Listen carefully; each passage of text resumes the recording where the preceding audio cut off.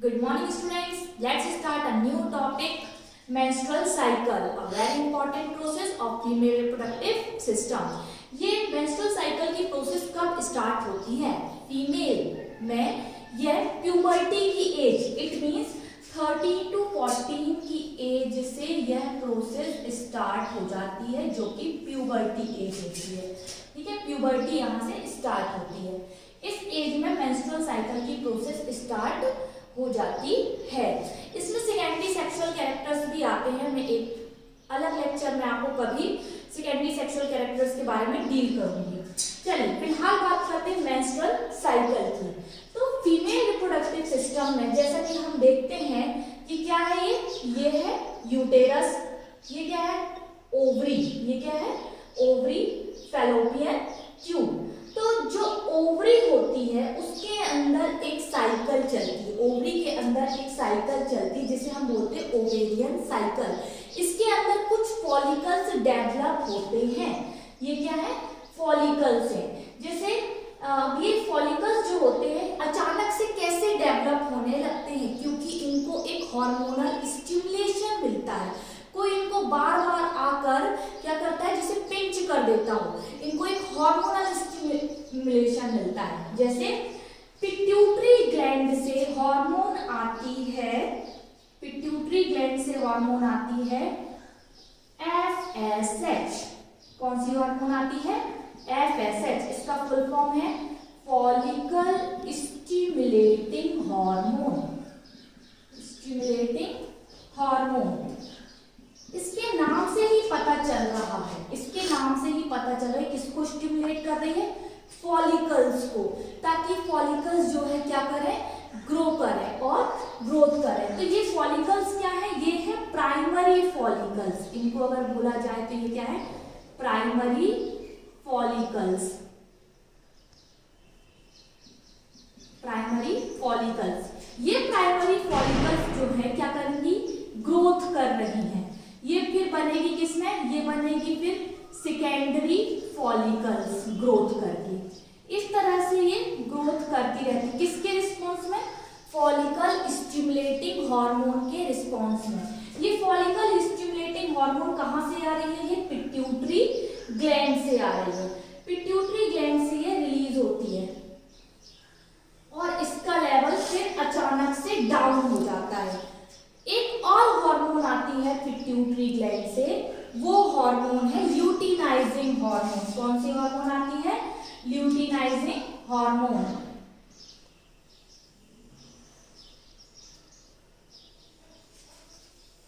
ये luteinizing hormone LH, इसे हम बोलेंगे LH. इसका फुल फॉर्म है ल्यूटिनाइजिंग हार्मोन. जब ये ल्यूटिनाइजिंग हार्मोन आती है तब ये डेवलप हो रहे फॉलिकल्स जो हैं अचानक से रप्चर हो जाते हैं और इसमें एक ही क्या होगा, मैच्योर फॉलिकल रप्चर होगा. किसके कारण, ल्यूटिनाइजिंग हार्मोन के कारण. इसका मतलब ये है कि ल्यूटिनाइजिंग हार्मोन जो है वो क्या करा रहा है, ओव्यूलेशन करा रहा है. ये ओवम रिलीज हो गया. ये देखिए, ये क्या रिलीज हुआ है, ओवम. ये ओवम रिलीज हुआ बिकॉज ऑफ ल्यूटिनाइजिंग हार्मोन. अब इसके बाद जो है ल्यूटिनाइजिंग हार्मोन का लेवल जो है वह बढ़ा रहेगा. देखिए वह बड़ा है और फॉलिकल स्टिमुलेटिंग हार्मोन जो फॉलिकल्स को स्टिमुलेट कर रही थी ग्रोथ के लिए, अब उसका लेवल जो है कम हो चुका है. ठीक है, अब जब ल्यूटिनाइजिंग हार्मोन जब आ रही है, इसका अमाउंट ज्यादा है पिट्यूटरी ग्लैंड से, ये ज्यादा अमाउंट में आ रही है, तो ये क्या करेगी, ये जो डेवलप हो रहे फॉलिकल्स हैं उसको कन्वर्ट करेगी कॉर्पस ल्यूटियम में. फिर ये कॉर्पस ल्यूटियम जो है बाद में कन्वर्ट हो जाते हैं किसमें, कॉर्पस एल्बिकन्स में. किसमें कन्वर्ट होते हैं, कॉर्पस एल्बिकन्स में. एक और बात यहाँ पर अगर देखी जाए तो ओवेरी का फंक्शन होता है हार्मोन्स का रिलीज करना. ओवेरी क्या करती है, हार्मोन्स को रिलीज करती है. कौन सी हार्मोन रिलीज करती है, ये जो प्राइमरी फॉलिकल्स डेवलप हो रहे हैं ये ईस्ट्रोजन नाम की हार्मोन को सीक्रेट करती है। कौन सी हार्मोन सीक्रेट करती है? Oestrogen hormone.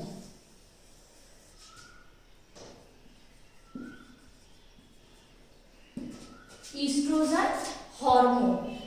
ईस्ट्रोजन हार्मोन के बाद जब ये कॉर्पस ल्यूटियम बन जाता है, ये कॉर्पस ल्यूटियम बन जाता है, तब यह भी अपनी एक हार्मोन सीक्रेट करता है। ये भी अपनी एक हार्मोन को सीक्रेट करता है। वह हार्मोन है प्रोजेस्टेरॉन हार्मोन।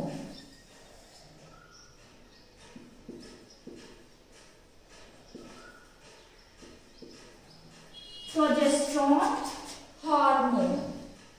ओके, अब देखा जाए तो ईस्ट्रोजन और प्रोजेस्टेरॉन का फंक्शन क्या है? जब ईस्ट्रोजन आती है, ये हार्मोन जब सीक्रेट होती है, तब यह एंडोमेट्रियम लेयर को डेवलप कराने लगती है। एंडोमेट्रियम लेयर कहाँ है? यूटेरस में देखिए आप, यूटेरस में जो इनर वॉल है, इनर वॉल, ये इसे बोलते हैं हम एंडोमेट्रियम लेयर। इसकी थोड़ी सी डेवलपमेंट होना स्टार्ट हो जाता है बिकॉज ऑफ ईस्ट्रोजन हार्मोन। और फिर इसके बाद जब प्रोजेस्टेरॉन हार्मोन आती है, तो प्रोजेस्टेरॉन हार्मोन के कारण ये जो एंडोमेट्रियम लेयर है, यह और ज्यादा थिक होते जाती है, इसकी थिकनेस बढ़ते जा रही है। ठीक है, प्रोजेस्टेरॉन हार्मोन के कारण। ठीक है, इतनी बात आपको आई हो समझ में आई होगी। अब देखा जाए तो यह जो एंडोमेट्रियम लेयर बन रही है, उसका क्या काम है? वो कैसे पार्ट ले रही है मेंस्ट्रुअल साइकिल में? मेंस्ट्रुअल साइकिल में monthly 1 to 5 days bleeding phase होता है। क्या होता है? ब्लीडिंग फेज होता है 1 to 5 डेज। इसे हम आम भाषा में अगर बोले तो पीरियड्स भी बोलते हैं, और मेंस्ट्रुअल पीरियड भी बोलते हैं। ये 0 to 5 डेज होती है। जब फॉलिकल्स यहाँ पर डेवलप होते हैं, तब ये ईस्ट्रोजन हार्मोन सीक्रेट करती है, जिसके कारण फॉलिक्यूलर फेज, देखिए फॉलिकल्स डेवलप हो रहे हैं, इसलिए इसे बोल रहे हैं फॉलिक्यूलर फेज। ईस्ट्रोजन आ रहा है, इसलिए धीरे धीरे ये जो एंडोमेट्रियम है, ये क्या हो रही है? बनते जा रही है। इसके बाद देखिए कॉर्पस ल्यूटियम, कॉर्पस ल्यूटियम यहाँ पर डेवलप हो रहा है, तो इसलिए इसे बोला ल्यूटियल फेज। इसे क्या बोला? Luteal phase. और ये क्या रिलीज कर रहा है? प्रोजेस्टेरॉन हार्मोन, जिसके रिस्पॉन्स में ये एंडोमेट्रियम लेयर बनते जा रही है। ये कॉर्पस एल्बिकम जो है, यह 28 डेज अप्रॉक्स आते आते क्या होता है? डीजनरेट हो जाता है। और जैसे ही यह डीजनरेट होता है, कॉर्पस एल्बिकम जैसे ही डीजनरेट होता है, वैसे ही प्रोजेस्टेरॉन हार्मोन का लेवल जो है वह अचानक से गिर जाता है, और फिर ये बन रही एंडोमेट्रियम है, ये अचानक से फॉल हो जाती है और इसका ब्रेक हो जाता है। और जब ये ब्रेक होती तो इसी के ब्रेक डाउन से ये 5 डेज की ब्लीडिंग होती है। कितने डेज की होती है? 5 डेज की ब्लीडिंग होती है। ये ब्लीडिंग फेज होता है, मेंस्ट्रुअल ब्लीडिंग फेज।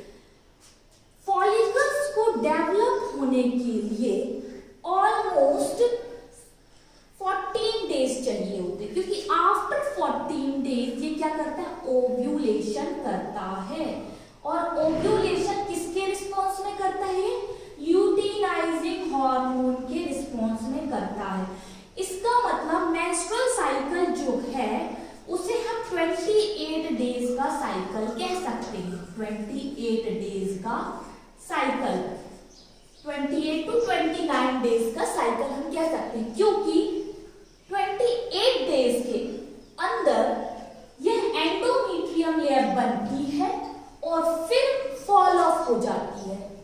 ठीक है, इसको बनने के लिए हार्मोन्स चाहिए होती हैं, ईस्ट्रोजन देन प्रोजेस्टेरॉन। ये किसके रिस्पॉन्स में आ रही है? ईस्ट्रोजन फॉलिकल्स के रिस्पॉन्स में आ रही है।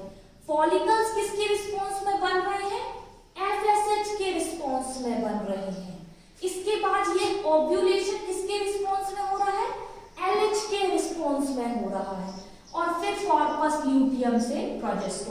आई होप मैंने इतनी बार आपको रिपीट किया है, मेंस्ट्रुअल साइकिल आपको प्रॉपर समझ में आया होगा। और जब 13 से 14 की एज में मेंस्ट्रुअल साइकिल स्टार्ट होता है तो हम उस एज को बोलते मीनार्क। क्या बोलते हैं हम? मेनार्क। और फिर इसके बाद यह जो साइकिल होता है, यह साइकिल जब स्टॉप होने की एज आती है 45 to 50, तब इसे हम बोलते हैं मीनोपॉज स्टेज। मीनोपॉज स्टेज बोलते हैं। एक और खास बात बता दूं, जो ये साइकिल चलता है इसमें ये जो फॉलिकल्स डेवलप होते हैं, प्राइमरी oocyte जब डेवलप होता है, ये डेवलपिंग प्राइमरी oocyte भी कहा जाता है। इसे क्या कहा जाता है? Primary oocyte। ऑलमोस्ट ओवरी में 400 to 450 और अप्रॉक्स समटाइम 500 प्राइमरी oocyte को ही चांस मिलता है कि वह इस फेज में जाए और इस साइकिल को कंप्लीट करे। सिर्फ और सिर्फ इतने ही एग को चांस मिलता है। इसलिए जो प्रेगनेंसी कंसीव करने की बात की जाती है तो उसे एक सही एज में कंसीव करने को कहा जाता है, क्योंकि जैसे जैसे एज अगर बढ़ती है फीमेल की, एज अगर इंक्रीज होती है फीमेल की, तो वैसे वैसे ये प्राइमरी जो oocyte है ये क्या होते जा रहे हैं? इनकी भी एजिंग होते जाती है। इनकी भी एजिंग होते जाती है। और जितनी इनकी एजिंग होगी, क्योंकि इनका जो डेवलपमेंट है वह बिफोर बर्थ स्टार्ट हो जाता है, तो जितनी इनकी एजिंग होती है उतना ही आने वाला जो एम्ब्रियो होता है उसके हेल्थ का क्या होता है कि इफेक्ट होता है, उसकी हेल्थ में इफेक्ट होता है। तो मेंस्ट्रुअल साइकिल बहुत ही इंपॉर्टेंट और बहुत ही एक कॉम्प्लेक्स प्रोसेस है, गॉड गिफ्टेड प्रोसेस है जो कि फीमेल बॉडी में चल रही है। और इसके लिए कुछ हार्मोन्स हैं जो कि वर्क करती हैं। मैंने इन हार्मोन्स के बारे में बताया। Thank you so much.